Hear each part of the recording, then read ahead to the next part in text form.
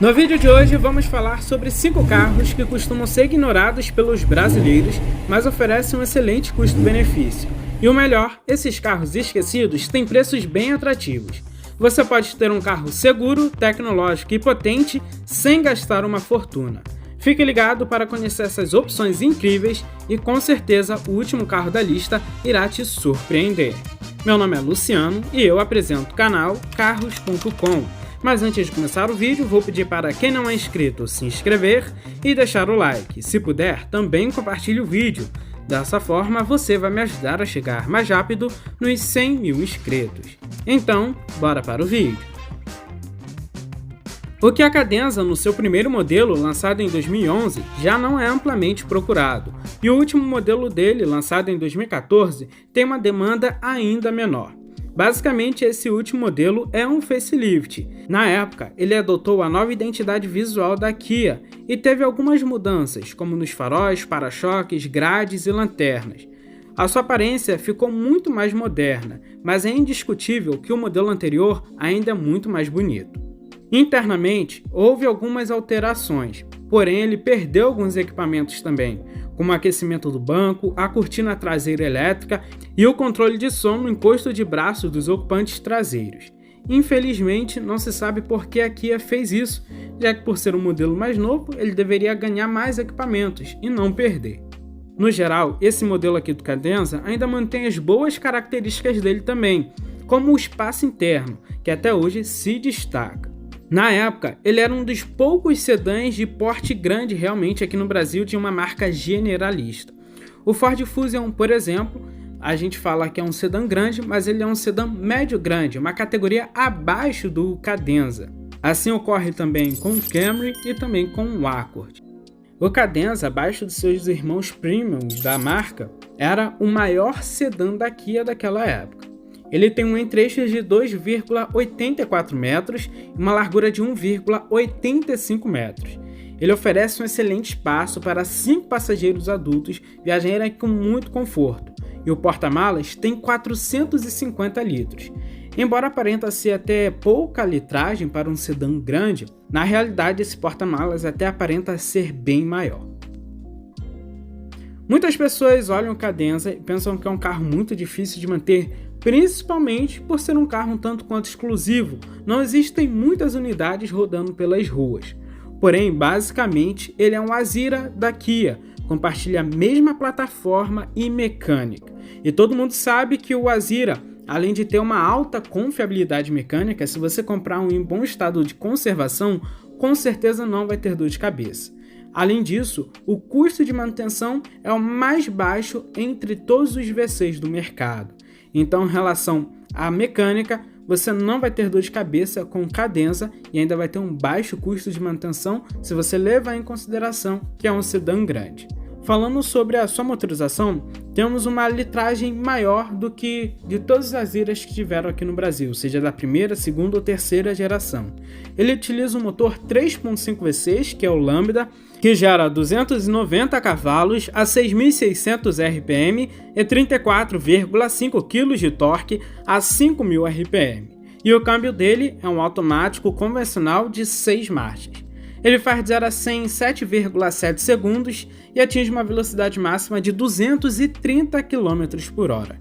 É um carro com um desempenho muito bom. Estamos falando de um dos V6 mais potentes da categoria.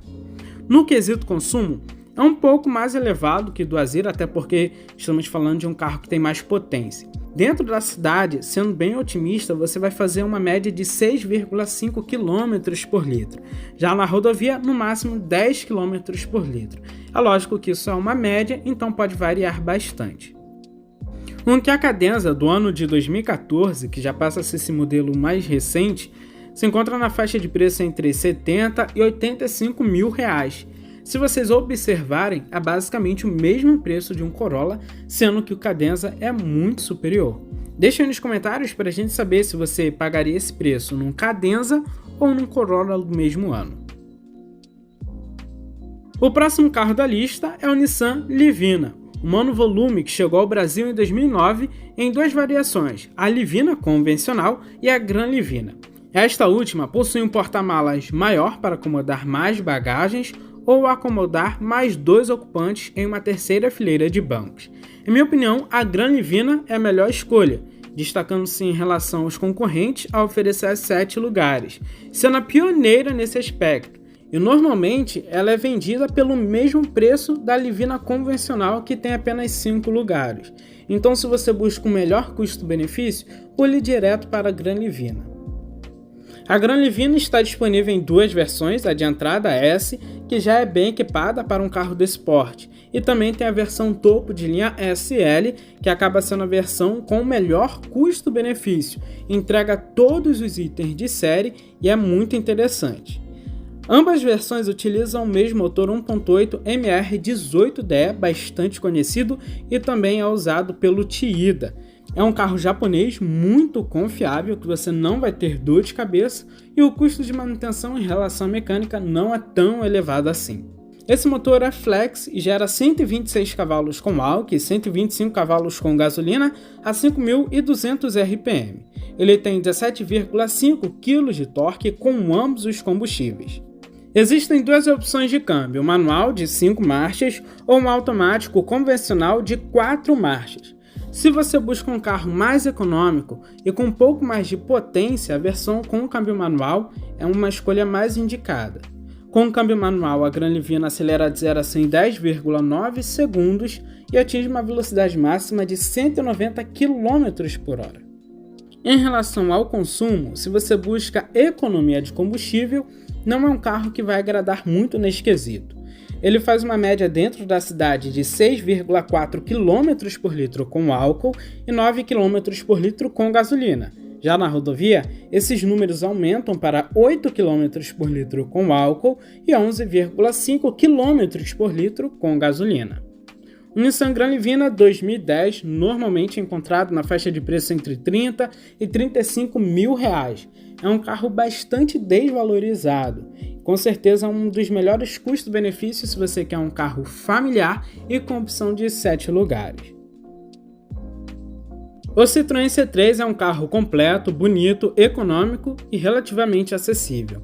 Compartilha a mesma plataforma com o Peugeot 208 e é basicamente seu irmão, já que além da plataforma compartilhada, também tem a mecânica.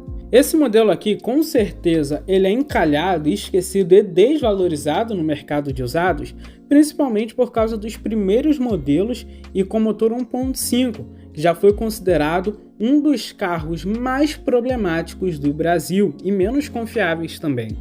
E realmente eu não indico o modelo 1.5. Porém, a versão exclusiva com motor 1.6 e câmbio manual é excelente, especialmente os modelos mais antigos, pois o automático até 2017 apresenta alguns problemas, enquanto a partir de 2019 adotou um câmbio Aisin muito mais confiável. A versão exclusiva e topo de linha oferece, além dos itens de série como ar-condicionado, vidros, travas e retrovisores elétricos, além do ABS ou airbag, tem alguns opcionais também, como os airbags laterais, totalizando 4, os sensores de estacionamento traseiro e os bancos em couro, além do GPS. Apesar do espaço interno ser bem modesto, ideal para uso urbano, com 2,46 metros entre eixos e 1,70 metros de largura, o porta-malas de 300 litros é bastante razoável para um hatch pequeno. Equipado com motor 1.6 E5JP4, que é flex, ele gera 122 cavalos com álcool e 115 cavalos com gasolina a 5.800 RPM. O câmbio dele é um manual de 5 marchas e proporciona um desempenho muito bom para ele, atingindo de 0 a 100 em 11,4 segundos e uma velocidade máxima de 199 km por hora. Esse bom desempenho principalmente se deve pela relação peso-potência. É um carro que pesa pouco mais de 1.100 kg, é bem leve. Em relação ao consumo, não é um carro tão econômico quanto aparenta ser, mas ele faz médias ok. Dentro da cidade, 7,4 km por litro com álcool e 10,6 km por litro com gasolina. Já na rodovia, alcança 9,3 km por litro com álcool e 13,4 km por litro com gasolina. Um Citroën C3 1.6 na versão exclusiva do ano de 2013, você vai achar na faixa de preço dos R$ 35 mil. É uma excelente opção para quem busca um carro pequeno para usar no dia a dia dentro da cidade. Se você pegar a versão correta com motor 1.6, com certeza não terá dor de cabeça. O Mitsubishi Outlander de segunda geração, lançado em 2014, é uma opção interessante, principalmente pelas melhorias tecnológicas que ele obteve. Apesar de muitos preferirem a geração anterior devido ao design mais agressivo, vale considerar as inovações deste modelo, e até mesmo hoje em dia que os carros híbridos estão ficando cada vez mais em alta, o Mitsubishi Outlander é um dos SUVs mais baratos que você vai encontrar no mercado de usados com opção híbrida. Então vale a pena e fica a dica. Essa versão híbrida se chama de PHEV. Mas hoje eu vou comentar especialmente sobre as versões convencionais. E falando nisso, há duas opções. A primeira versão, a de entrada, tem um motor 2.0 e a versão topo de linha passa a ter um motor 3.0 V6. Ambas as motorizações são a mesma da geração anterior. Isso significa que se você precisa de um carro com mais desempenho, vá de 3.0. A 2.0 deixa muito a desejar, já que no Lancer e a ASX esse motor acaba não se destacando e deve um pouco de desempenho. Imagina nesse carro aqui que é muito maior e mais pesado. Mas se você não liga muito para a performance, que é apenas um carro ok, talvez valha a pena. Mas a minha dica mesmo é você ir direto para 3.0. A versão topo de linha acaba não só se destacando pela motorização maior, mas também pelos equipamentos. Além dos itens de série que você vai ter desde a versão 2.0, como freio a disco nas 4 rodas, com ABS, controle de estabilidade e tração, ar-condicionado digital e automático de 2 zonas, faróis de LED, chave presencial, bancos em couro, multimídia, a versão GT ainda acrescenta alguns itens bem mais interessantes, como os faróis Bichanon, o piloto automático adaptativo, que é um destaque, a câmera de ré, e também algo interessante é que ele passa a ter 7 lugares. Então são muitos benefícios que você tem ao escolher a versão GT ao invés da versão de entrada. O motor 3.0 que o Outlander utiliza é um MIVEC. É o mesmo motor da família do 2.0, mas aqui ele passa a ser um 6 cilindros e tem 240 cavalos a 6.250 RPM e 31 kg de torque a 3.750 RPM. O câmbio dele é um automático convencional de 6 marchas. Ele faz de 0 a 100 em 10 segundos e atinge uma velocidade máxima de 215 km por hora. O consumo é bem puxado, mas também não tem como exigir muito. É um SUV médio com motor V6. Dentro da cidade espere uma média de 6,5 km por litro e na rodovia máximo médias de 9 km por litro.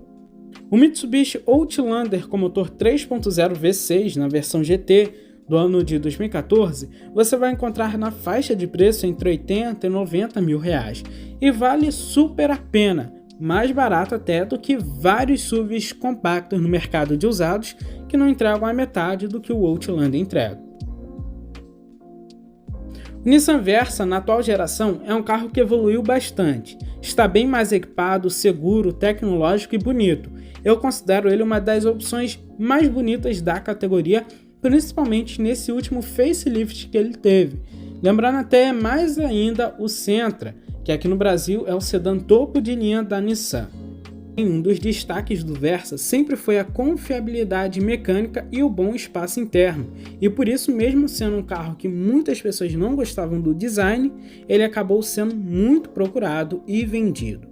Essa atual geração parece que não seguiu muito como a antiga geração.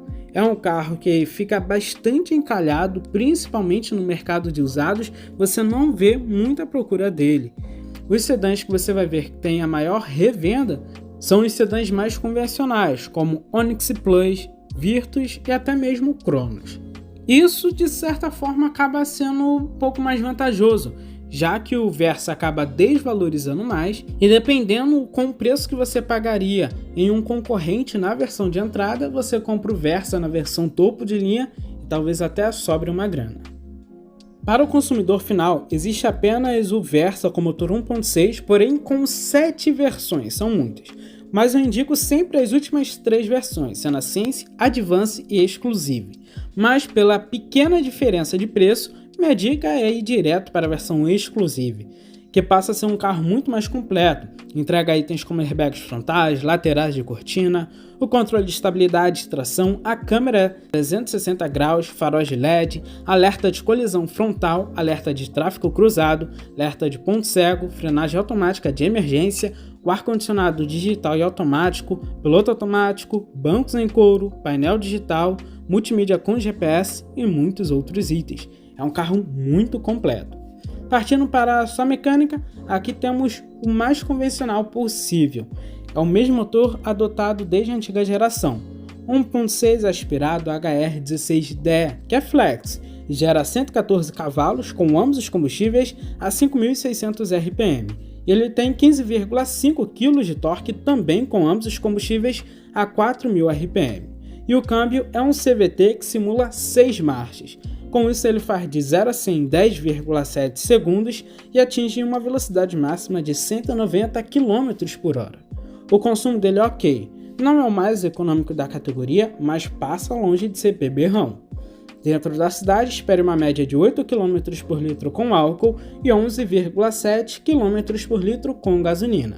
Já na rodovia, essa média passa para 10 km por litro com álcool e 13,9 km por litro com gasolina.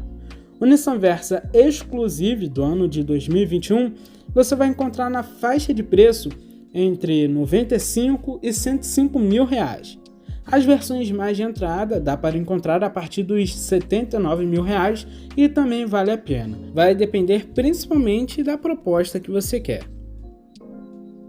Outra opção de carro familiar muito interessante é o Chevrolet Meriva, atualmente bastante esquecido em nosso mercado. Assim como as opções anteriores, possui um custo de manutenção bastante baixo e vale super a pena para quem busca um carro familiar sem gastar muito. Além disso, estamos falando de um carro muito confiável, possui uma mecânica bastante popular aqui no Brasil. A partir de 2010, a Meriva apresenta 2 opções de motorização, 1.8 e 1.4.